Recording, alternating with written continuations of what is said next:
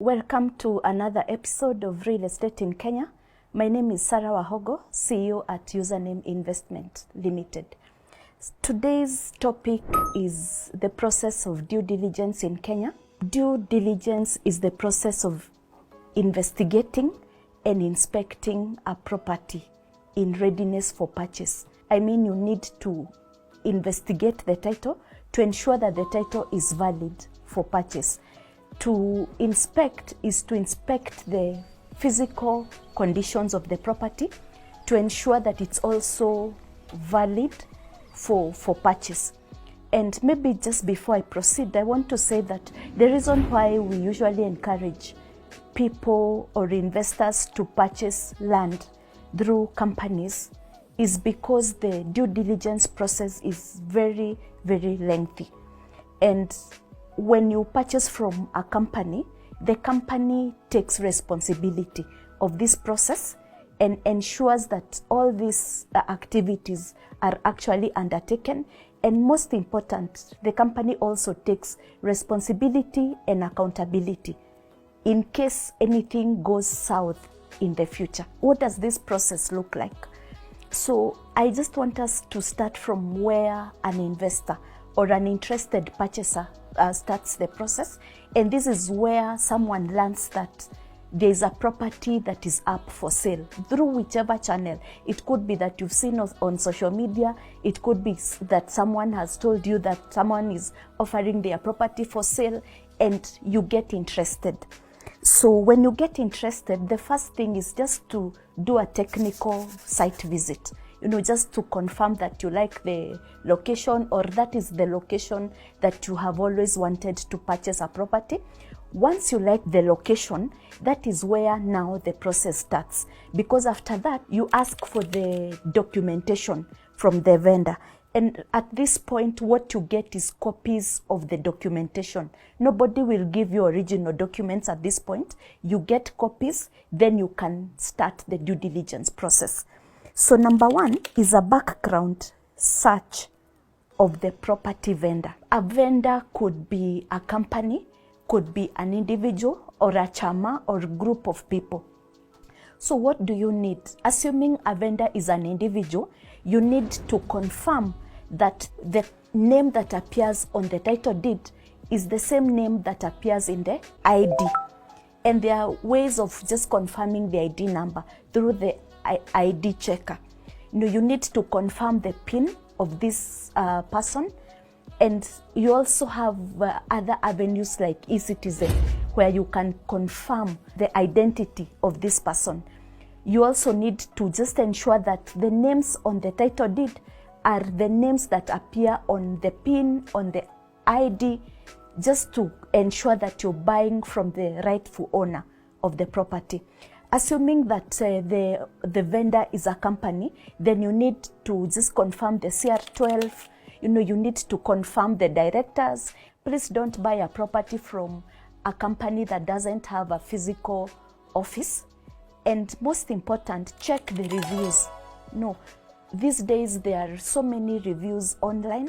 You can be able to know what people think about this organization.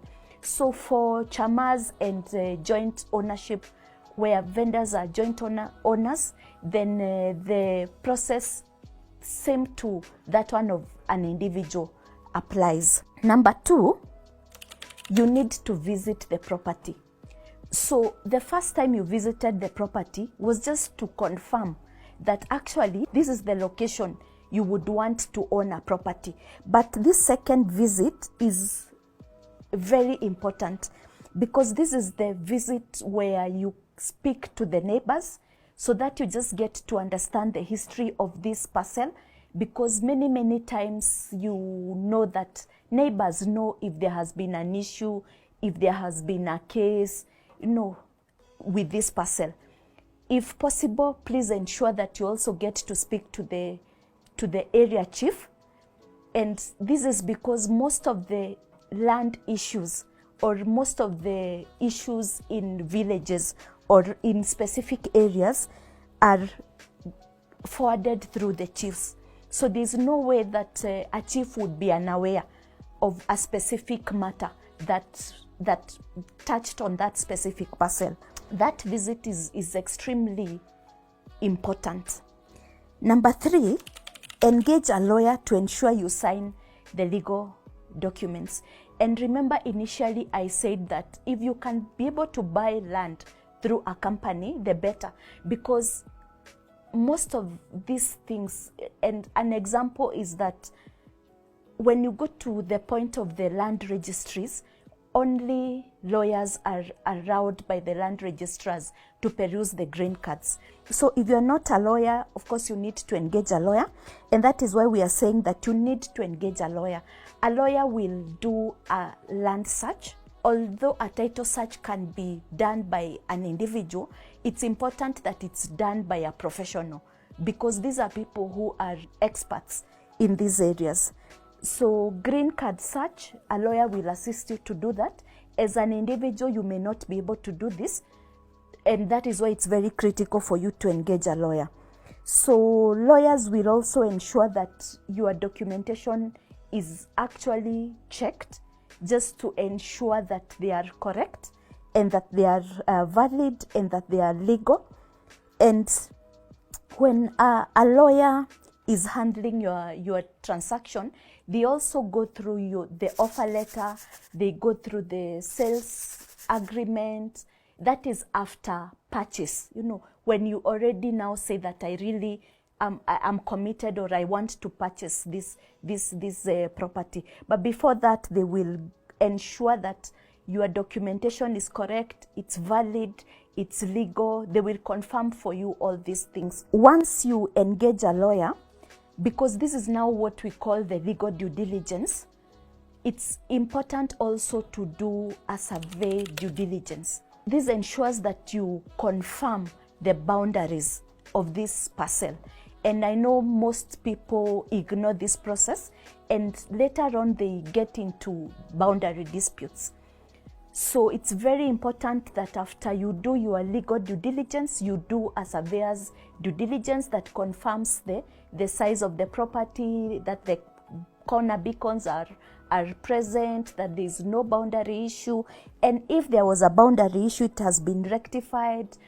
And it's important to do the legal due diligence before the surveyor's due diligence, because if the legal due diligence fails, then you will not have to spend money on the surveyor's due diligence. So start with the legal due diligence, then the surveyor's due diligence.